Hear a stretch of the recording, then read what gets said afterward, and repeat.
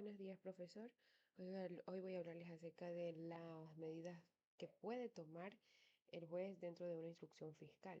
Entre ellas son tres: medidas cautelares, medidas de seguridad y las medidas de protección. Sin embargo, hoy vamos a explicar lo que es las medidas de protección, cuya finalidad es impedir la revictimización de la víctima, es decir, proteger a la víctima. En el 558 se establecen cuáles son las medidas de protección que el juez puede dictar. Entre ellas tenemos la prohibición a la persona procesada de concurrir a determinados lugares o reuniones, también la prohibición de la persona procesada de acercarse a la víctima, a testigos o a determinadas personas en cualquier lugar donde se encuentren. Está la prohibición de la persona procesada a realizar actos de persecución o de intimidación a la víctima o miembros del núcleo familiar. Existe también la conocida boleta de auxilio que se emite eh, a favor de la víctima o miembros del núcleo familiar en casos en los que exista la violencia contra la mujer o miembros del núcleo familiar. También está la orden de salida de las personas procesadas de la vivienda si es que la convivencia implica que hay un riesgo para la seguridad física, psíquica o sexual de la víctima o de un testigo. También reintegrar al domicilio a la víctima o testigo y la salida simultánea del procesado cuando se trate eh, cuando se trate de una vivienda en común, ¿ya? En donde es necesario proteger la integridad personal de estas personas, ¿ya?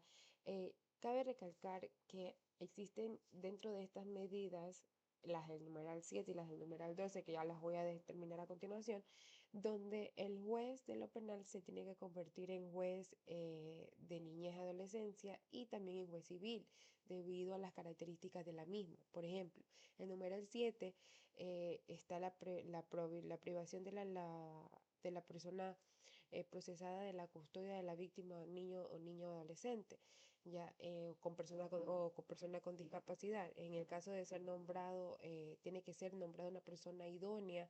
En estos casos puede ser tutor, curador o curadora, de acuerdo con las normas que se especifican en el Código Orgánico de la Niñez y Adolescencia. Según corresponda, allí el juez debe actuar como un juez de familia.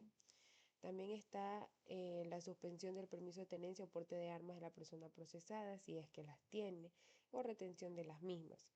Ya ordenar el tratamiento respectivo em, en el que se debe someter la persona procesada, miembros del núcleo familiar, los hijos menores de 18 años, si es que se lo amerita.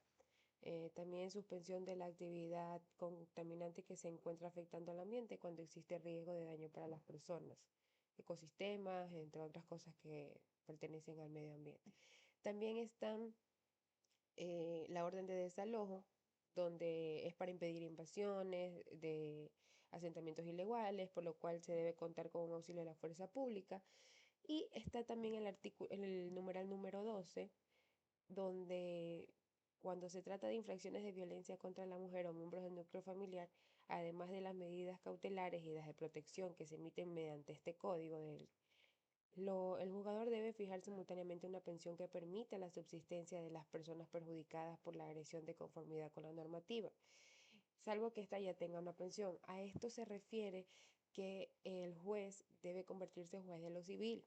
¿Por qué? Porque debe dictar una pensión. Y aquí hay una diferenciación, porque no se trata de derechos de alimentos, que por lo general esto se le da a los niños menores de 18 años o en algunos casos hasta los 21.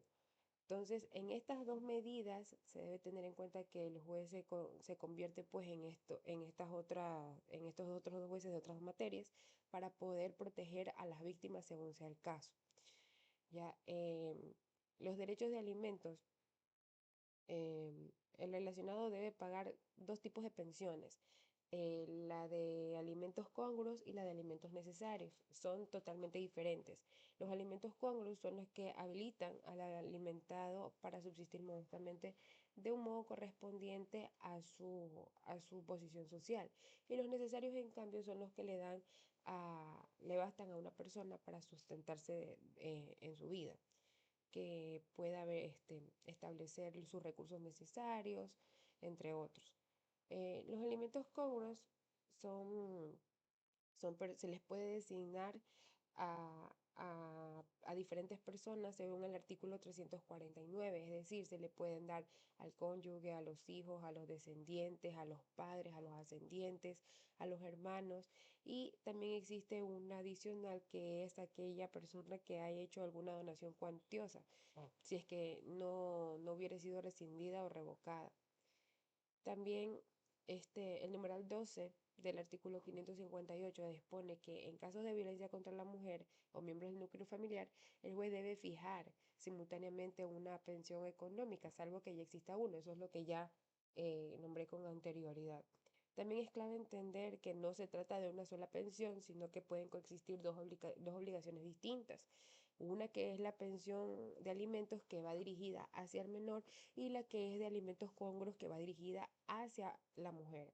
¿Ya? Y esta está fundamentada en los artículos 349, 351, 352 del Código Civil. ¿Ya? Y ya, como ya expliqué, son alimentos que le permiten subsistir modestamente según sea su posición social. Por lo tanto, estas pensiones no son pensiones excluyentes porque tienen naturaleza, tienen beneficiarios y tienen fundamentos legales distintos. Lo único que impediría a un juez fijar los alimentos congruos es que ya exista una pensión de esta misma naturaleza, no la de niñez, sino otra misma de pensión de alimentos congruos. ¿Cuál es el trámite para que el juez pueda ordenar medidas de protección? Bueno, las medidas de protección deben ser ordenadas en una audiencia oral y pública. En el caso de la violencia contra la mujer o miembros del núcleo familiar, no se requiere de audiencia oral y pública. Sin embargo, esto es como un retroceso porque se vulnera el derecho a la defensa del procesado.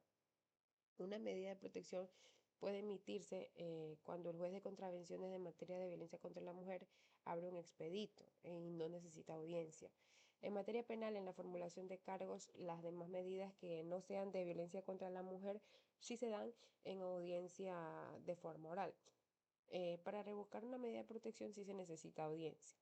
Las medidas de protección no pueden subsistir más allá del tiempo de la prescripción de la pena del delito. La única contravención de violencia contra la mujer o miembros del núcleo familiar que existe está en el artículo 159 y que tiene como duración de lesión de 0 a 3 días. El resto es considerado delito, incluso la violencia psicológica, por más mínima que sea, es considerada delito. El artículo 558, numeral 1, refuerza la protección de la víctima ante todo de la mujer.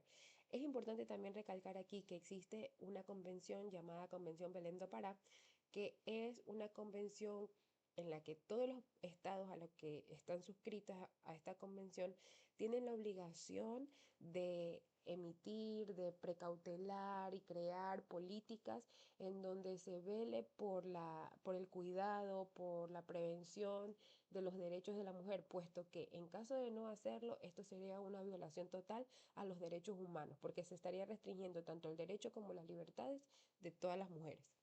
¿Ya? Entonces, es por esto que se ve en estos artículos que, como el artículo 558 numeral 1, donde se refuerza la protección de la víctima ante todo de la mujer, el procedimiento expedito puede durar un año, dice, abierto sin sentencia y con el archivo que revoca la medida de protección.